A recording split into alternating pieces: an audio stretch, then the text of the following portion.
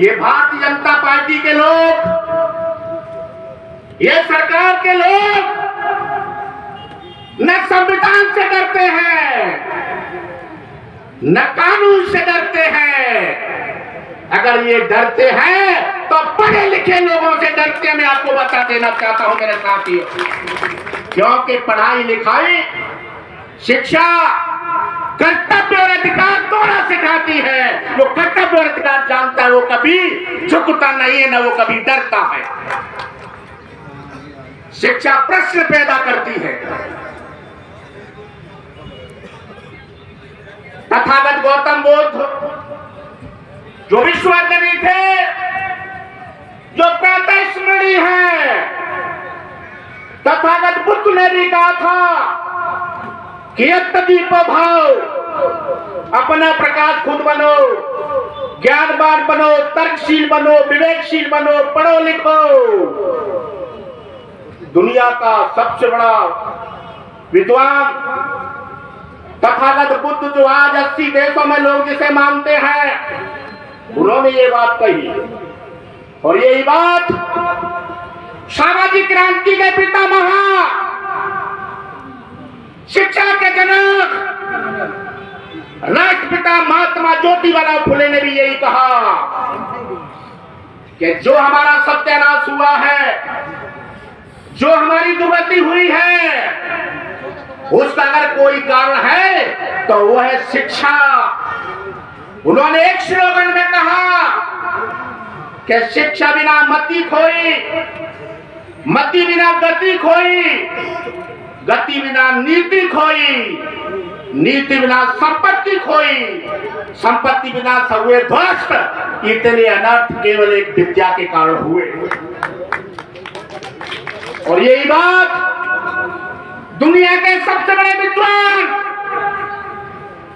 भारतीय संविधान के जनक, परम पूज्य बाबा साहब डॉक्टर अम्बेडकर ने कहा कि शिक्षित बनो, संगठित रहो, संघर्ष करो।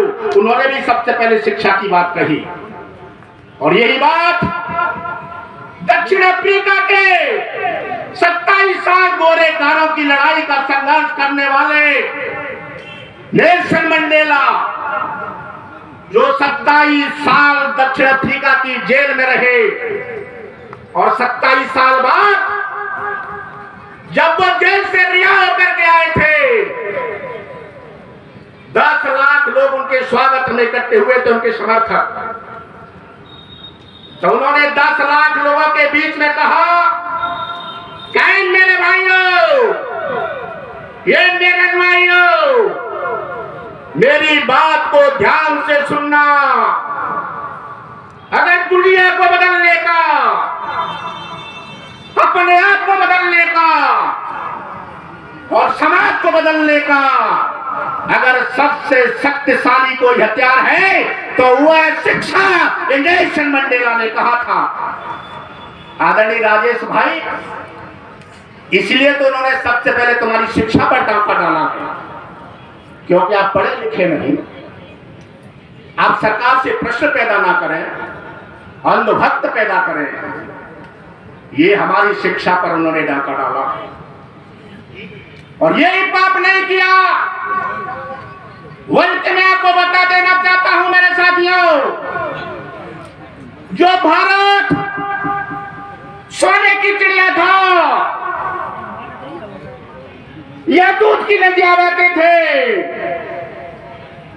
यह जन्म लेने के लिए ऋषि मुनि देवता पर देवता भी तरसते थे।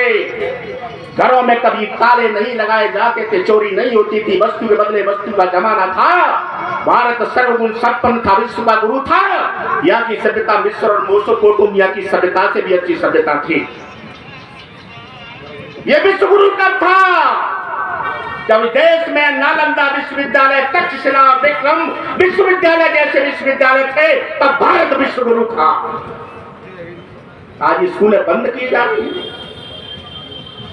मेरे साथियों, मैंने परसों कहा, अंग्रेजों ने इस देश को लूट करके खोखला कर दिया, कुछ नहीं छोड़ा। सब 60 साल में कांग्रेस ने इस देश को फिर से खड़ा किया और उन तीन महाशक्ति अमेरिका, रूस और चीन के बराबर ला करके खड़ा कर दिया। हमारा भारत कभी किसी से झुका नहीं, चाहे वो पाकिस्तान का युद्ध रहा हो, 1962 का चीन का युद्ध रहा हो, चाहे मेरे साथियों जो भी युद्ध रहे हो, 65 का युद्ध रहा हो, भारत ने बड़ी बड़ी ताकतों को हराया भगाया। अमेरिका ने हमारे खिलाफ 7वां भेड़ा भेजा था, भारत के लोगों ने उसे खदेड़ करके बाहर कर दिया तो उसको उसकी औकात दिला दी। और आज हमारे भारत का विश्वगुरु, अंधभक्तों का पापा क्या कहता है? मेरे साथ उसकी मुंह में से आवाज नहीं निकलती जब ट्रंप के सामने खड़ा होता। जो कभी ट्रंप से नहीं डरा भारत, कभी अमेरिका से नहीं डरा। और वो श्री राधेलाल बघेल जी, पूर्व विधायक सेवड़ा, हमारे स्थल पर आए। जोरदार तालियों से उनके लिए स्वागत, वंदन, अभिनंदन। अपनी पूरी साथियों के साथ आए। मेरे साथियों, वो ट्रंप कहता है कि ऑपरेशन सिंदूर में सीज फायर मैंने करवाया, लेकिन हमारा नेता राहुल गांधी और इंडिया गठबंधन जो हाउस के अंदर है, मोदी से पूछते हैं कि मोदी बता सीज फायर क्यों हुआ? पूरा देश तैयार था, विपक्ष तैयार था, सब कुछ तैयार थे, लेकिन सीज फायर कैसे हुआ? बार पूछा, लेकिन मोदी ने नहीं बताया। मेरे साथियों, 7वें शिखर सम्मेलन में अभी 2 महीने पहले हमारे देश का प्रधानमंत्री उसमें बैठा था, और वही ट्रंप ने उसके सामने कहा कि ये नरेंद्र मोदी दुनिया का सबसे बड़ा हत्यारा है, और मोदी खिकी हंस रहा था, जवाब नहीं दिया। हमारे भारतीय मूल के लोगों को अमेरिका से ट्रंप मार करके, वार करके, हथकड़ियां बेड़ियां डालकर उनको मार करके जहाजों में ऐसे भारत छोड़ रहा था जैसे ट्रॉली से प्रेशर उठा करके खड्डे छोड़ देते हैं, पत्थर नहीं। हमारा देश का कोई नेता नहीं बोला, ना मोदी जी बोले। एक छोटा सा देश है कोलंबिया, दूसरे का ट्रंप। ये बात सही है कि मैं बहुत बड़ी ताकत नहीं हूं, अभी आने वाले अभी तो नहीं। मैं तेरे सामने ज्यादा कुछ नहीं हूं, लेकिन मुझे भारत मन समझ लेना।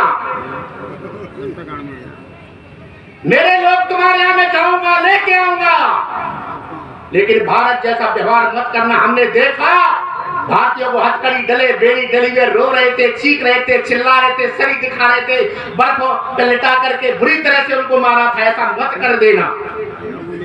और वो गए और लेकर के आए।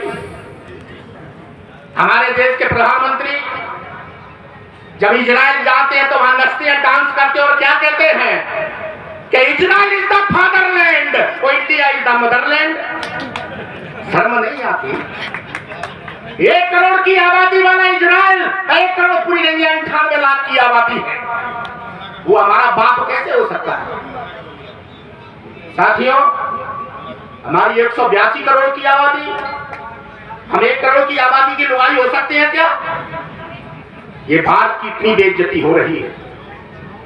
अभी अमेरिका के विदेश मंत्री ने कहा कि कांग्रेस ने 60 साल अमेरिका का दोहन किया, 60 साल कांग्रेस ने अपने हिसाब से हमें चलाया, अब हम वो बदला ले रहे हैं, मौका मिला है, दोहन करेंगे। मोदी नहीं बोला। ये पाप नहीं है, ये अन्याय नहीं है। मेरे साथियों, आज से 14 साढ़े 14 साल पहले जब हमारे कांग्रेस के प्रधानमंत्री परम सम्माननीय मनमोहन सिंह जी की जब सरकार गए 2014 में, तब भारत दुनिया की 5वीं इकोनॉमी था, दुनिया की 5वीं इकोनॉमी था। मेरे साथियों, मोदी ने कहा क्या मैं इसे 10 साल 5 साल में 3री इकोनॉमी बना दूंगा। मेरे साथियों, 3री इकोनॉमी तो नहीं बनी, लेकिन 7वें नंबर पर चली गई। कितना बड़ा कष्ट है ये अन्याय नहीं है तो क्या है? मेरे साथियों, जब मनमोहन सिंह जी की सरकार गई 2014 में